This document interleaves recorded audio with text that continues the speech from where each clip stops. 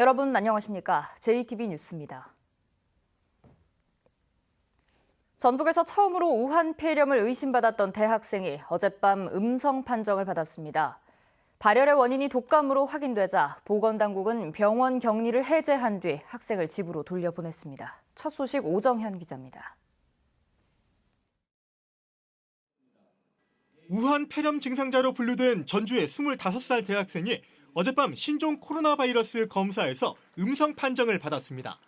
전북대병원 격리병상에서 치료를 받던 이 대학생은 곧바로 집으로 돌아갔습니다.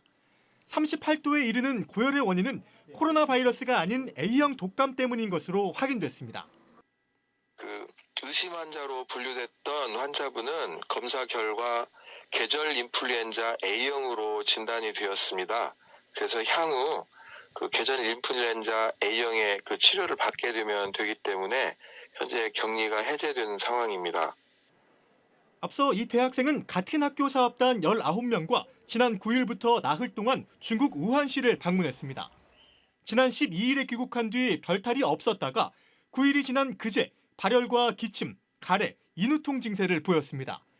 해당 학생은 전주보건소에 전화를 걸어 유선 역학 조사를 받다가 폐렴이 의심돼 전북대병원 격리병상에 입원했고 이후 검체를 채취했는데 다행히 음성 판정을 받았습니다.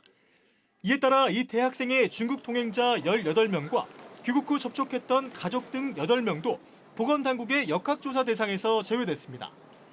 전라북도는 중국 방문 경험이 있고 감기 의심 증세가 나타난 시민의 경우 곧바로 질병관리본부 콜센터 1339나 지역 보건소에 신고해달라고 당부했습니다. JTB 뉴스 오정현입니다. 어제 아침 전주시 효자동과 중화산동 일대에서 정전이 발생했습니다. 신호등도 먹통이 되면서 운전자들은 물론 3천 가구에 가까운 주민들이 불편을 겪었습니다. 주희인 기자입니다. 신호등의 노란불이 여러 차례 깜빡이더니 갑자기 꺼집니다. 당황한 운전자는 도로 한복판에서 오도 가도 못한 채 도움을 청합니다. 아저씨, 신호등 안 돼, 신호등! 어제 아침 먹통이 된 신호등은 전주 효천지구부터 화산체육관까지 22대. 효자동과 중화산동 일대에 아침 8시 반쯤 정전이 발생한 탓입니다. 병원에서는 엘리베이터에 사람이 갇히기도 했습니다. 직원이 잠깐 아침에 나와서 세탁물 수거하면서 안에 이제 들어갔어요. 그때 잠깐.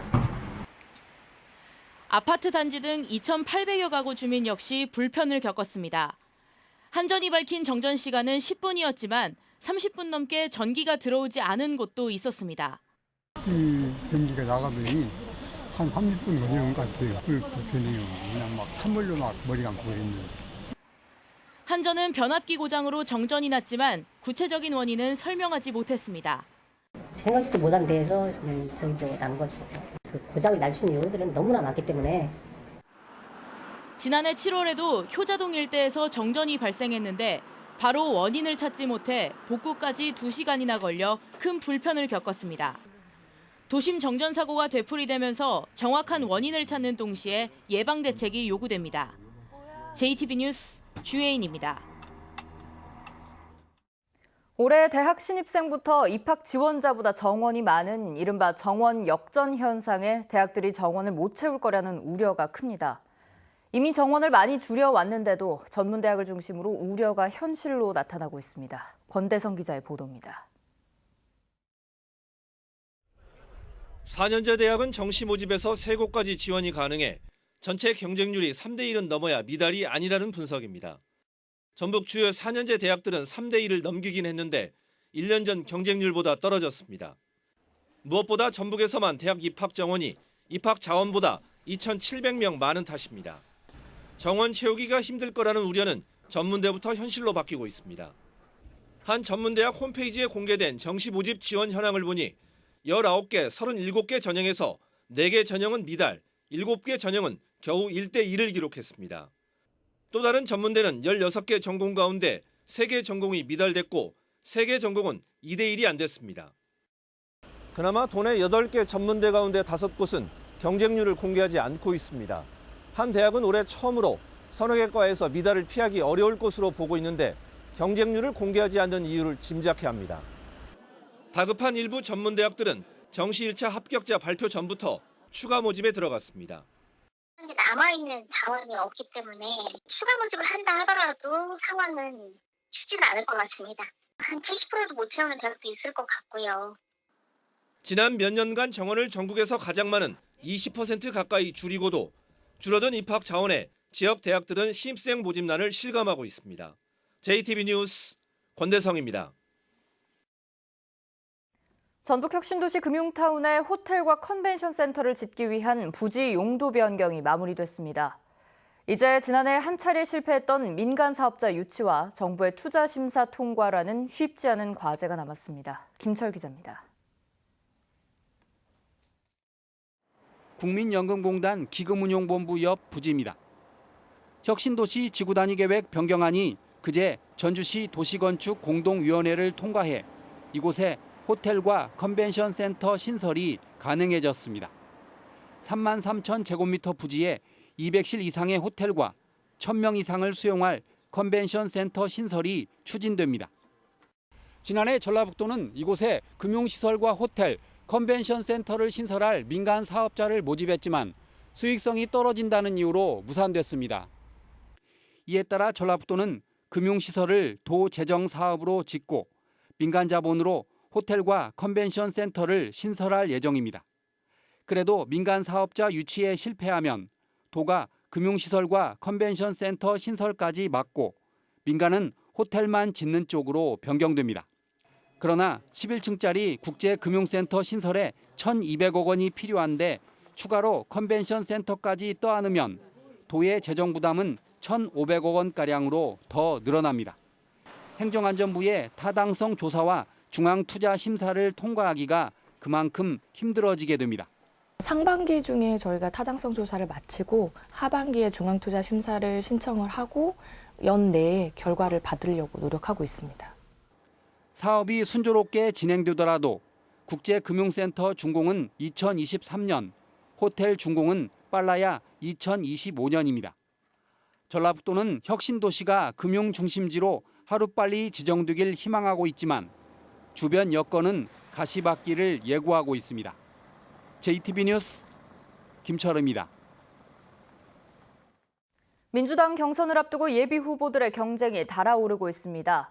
당내 3파전이 예상되는 전주 을에서는 이덕춘, 최형재 예비 후보에 이어 이상직 전 중소벤처기업진흥공단 이사장도 출마를 공식화했습니다. 양자 대결 구도인 완진무장에서는 전현직 지방의원 18명이 유희태 예비 후보에 대한 지지를 선언했습니다. 이승환 기자입니다. 민주당은 높은 지지율을 반영하듯 선거구마다 양보 없는 경쟁이 한창입니다. 안호영, 이춘석 의원을 포함해 20명이나 예비 후보로 등록해 전주, 병을 제외한 9곳에서 경선이 예상됩니다. 4년 전과는 180도 달라진 분위기에 전북 도당도 표정 관리에 힘쓰고 있습니다.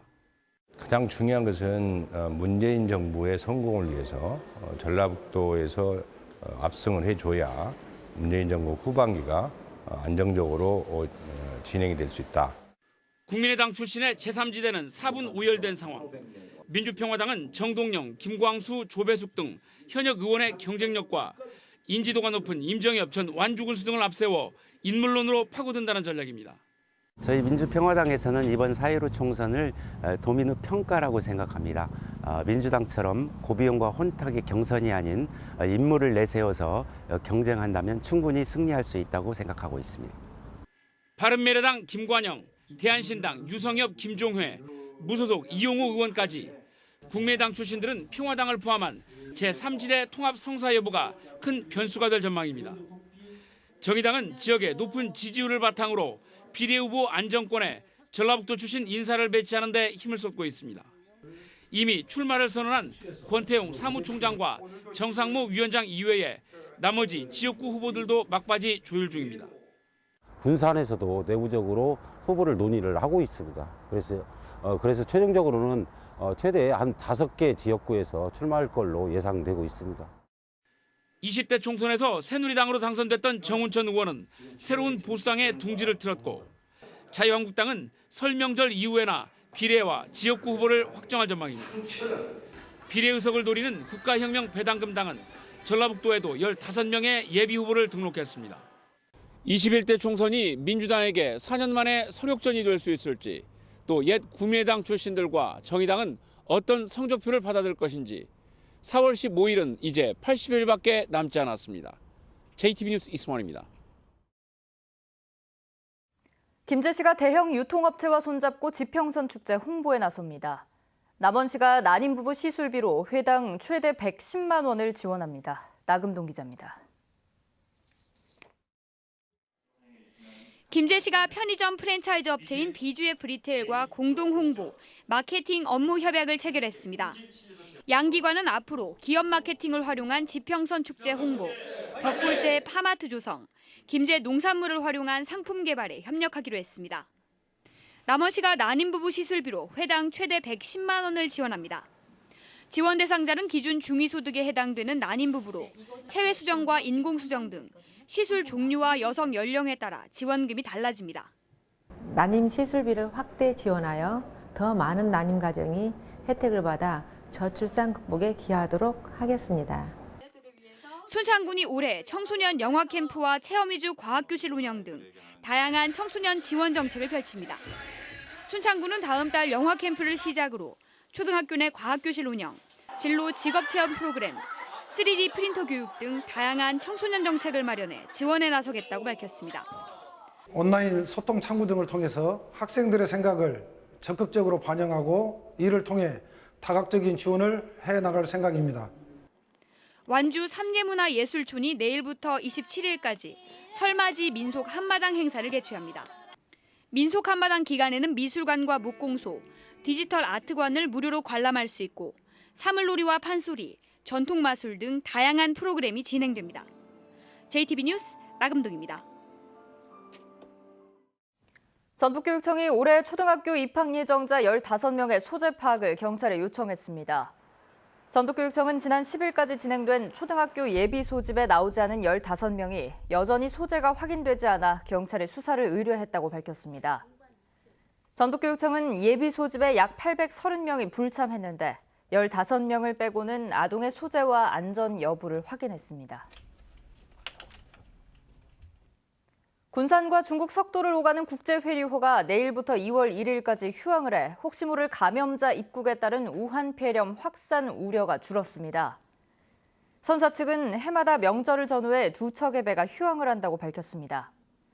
전라북도는 국제회류호를 타고 500명가량의 승객이 중국을 오가는데 다행히 명절을 앞두고 여객선이 휴항해 군산항을 통한 우한 폐렴 의심자 입국은 없을 것이라고 설명했습니다.